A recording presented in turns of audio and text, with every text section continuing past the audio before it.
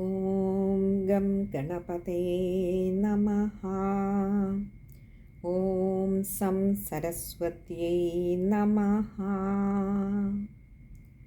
ഓം ഗും ഗുരുഭ്യോ നമഃ. ഓം ശ്രീ ചണ്ഡികായൈ നമഃ. ഓം ശ്രീ മഹാദേവ്യൈ നമഃ.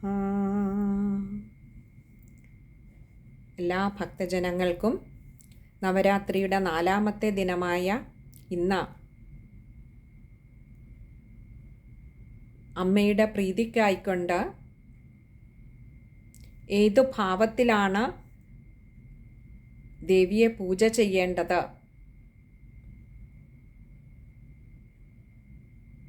എന്ന് നമുക്കൊന്ന് നോക്കാം. എല്ലാ ഭക്തജനങ്ങൾക്കും അമ്മയുടെ അനുഗ്രഹം ഉണ്ടാകട്ടെ. ഇന്ന് 4ാമത്തെ ദിവസം അമ്മയെ രോഹിണി ഭാവത്തിലാണ് പൂജ ചെയ്യേണ്ടത്.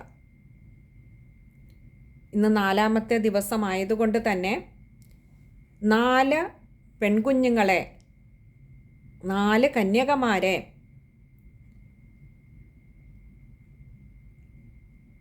രോഹിണി ഭാവത്തിൽ അമ്മയായി കണ്ടുകൊണ്ട് പൂജ ചെയ്യണമെന്നാണ് വിധി. അതിന് 5 വയസ്സുള്ള പെൺകുഞ്ഞുങ്ങളെയാണ് രോഹിണി ഭാവത്തിൽ കാണേണ്ടത്. അങ്ങനെ 5 വയസ്സുള്ള 4 പെൺകുഞ്ഞുങ്ങളെ ഇരുത്തിക്കൊണ്ട് രോഹിണി ഭാവത്തിലുള്ള അമ്മയായി കണ്ട പെൺകുഞ്ഞുങ്ങളെ പൂജ ചെയ്യുന്നതിലൂടെ അമ്മ പ്രീതിപ്പെടും, അമ്മയ്ക്ക് തൃപ്തിയാകും എന്നാണ് ആചാര്യന്മാർ പറയാറുള്ളത്. അങ്ങനെ രോഹിണി ദേവിയായി പൂജ ചെയ്യുമ്പോൾ ഉരുവിടേണ്ട ശ്ലോകം പറയാം.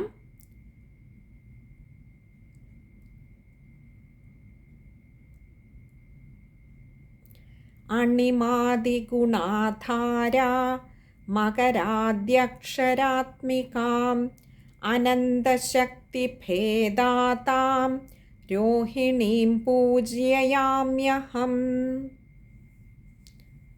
ഒന്നുകൂടി പറയാം. അണിമാദിഗുണാധാരാ മകരാദ്യക്ഷരാത്മികാം അനന്തശക്തിഭേദാതാം രോഹിണീം പൂജയാമ്യഹം. ഇനിയും ഇങ്ങനെ രോഹിണി ഭാവത്തിൽ പൂജ ചെയ്യുമ്പോൾ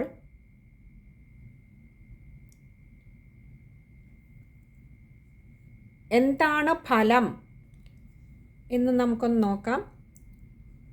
ഇങ്ങനെ രോഹിണി ഭാവത്തിൽ അമ്മയെ പൂജ ചെയ്താൽ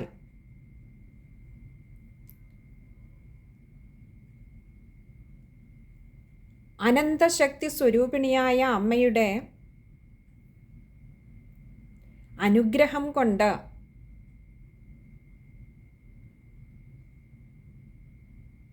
ജീവിതത്തിൽ വരാവുന്ന എല്ലാ പ്രതിസന്ധികളെയും തരണം ചെയ്യാനുള്ള മനോബലം അമ്മയുടെ കൃപ കൊണ്ട് ഉണ്ടാകുന്നതാണ്.